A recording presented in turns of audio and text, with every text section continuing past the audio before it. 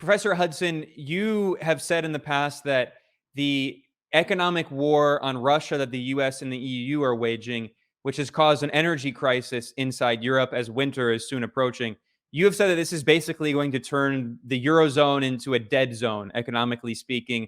We've seen that German industry, German capitalists are in fact protesting against the government, saying that they really need cheap Russian energy. We've seen German labor unions warning that their industry could go bankrupt and could be outsourced off. It could be offshored, like we saw with the deindustrialization of the U.S. And French President Macron, who of course is an investment banker, we should always keep in mind his own class interests. He gave this very interesting, you could say, historic speech in which Macron announced the end of abundance. And I just want to read one quote from this from The Guardian here. Macron said France and the French felt they were living through a series of crises, each worse than the last. And the French president said, what we are currently living through is a kind of major tipping point or a great upheaval. We are living the end of what could have seemed an era of abundance, the end of the abundance of products, of technologies that always seem available, the end of the abundance of land and materials, including water. Now, I basically interpreted this as Europe acknowledging that neoliberalism, this financial parasitic phase of capitalism that you've spent so much time analyzing, writing about, it's collapsing essentially in and on itself. But I guess you disagree. So what do you take of Macron's speech of the end of abundance? When he said the end of abundance, what he really meant was the beginning of an IMF austerity program applied to Europe. And the end of abundance for the 90% is a bonanza of abundance for the 1%, for the financial sector.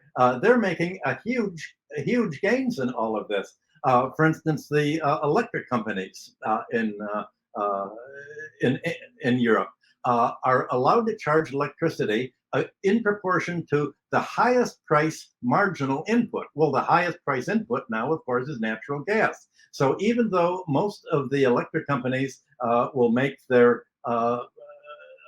electricity in the usual way through atomic energy or oil or other sources of energy, they've had a huge marginal increase in energy prices for all of this.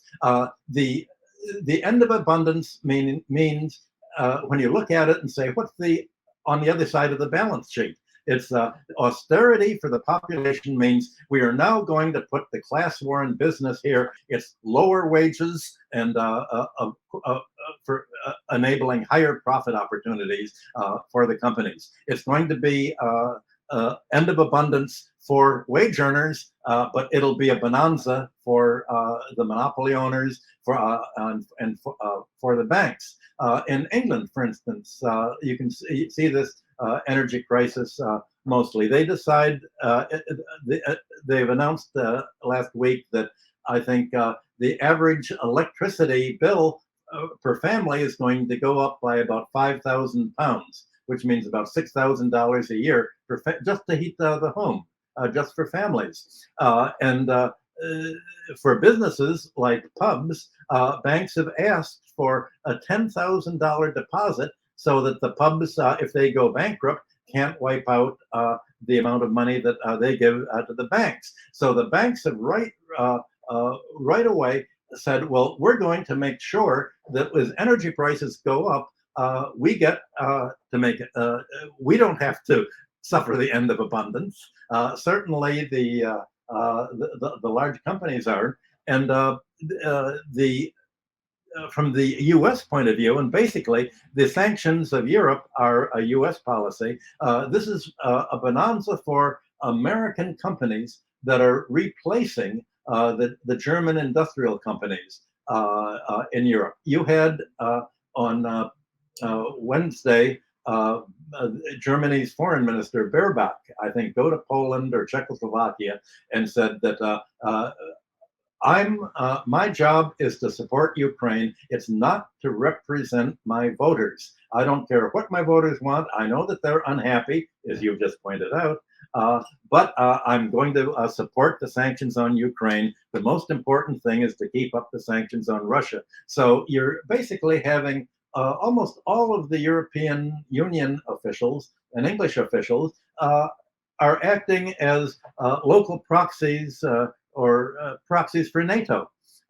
And NATO's really running European politics, and it shows that it's Macron could have said, when he said we're at the end of abundance and the beginning of austerity, he meant we're at the end of democratic politics.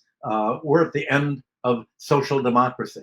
Social democracy wouldn't do what they're doing, and socialist policy wouldn't do what they're doing. He said, we've turned socialism into neoliberalism, just as Tony Blair did in England, and Sturmer is doing today with the British Labour Party. You've had the end of any kind of social democratic politics, and basically a concentration of policy. I guess you could call it in the Davos class, neoliberal class. It's really been centralized. Largely under U.S. direction and U.S. Financing, and the Cold War. That's why the United States, in discussions with Europe, has said these sanctions and the Ukraine war are only the opening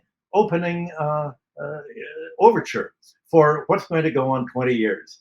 What's at issue is how we are going to restructure the entire world economy.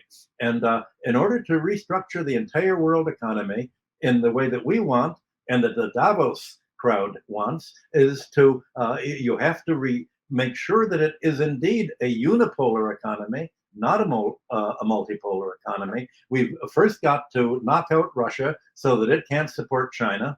Then we've got to oppose China, India, Iran, the rest of Asia. We've got to make sure that the United States, with our European partners, can impose this neoliberal financialized economy over the entire world, and make sure that the dream of the 19th century classical economists, social democracy and socialism, was only a nightmare from our point of view. Yeah, well, maybe I was much too optimistic saying this is the end of neoliberalism. I guess I think you're right that what we're now seeing is that this is the end of the last vestiges of European social democracy, and the very same policies that the IMF and World Bank, the structural adjustment and Washington consensus policies that they imposed on the global South for decades, are now coming home to Europe itself.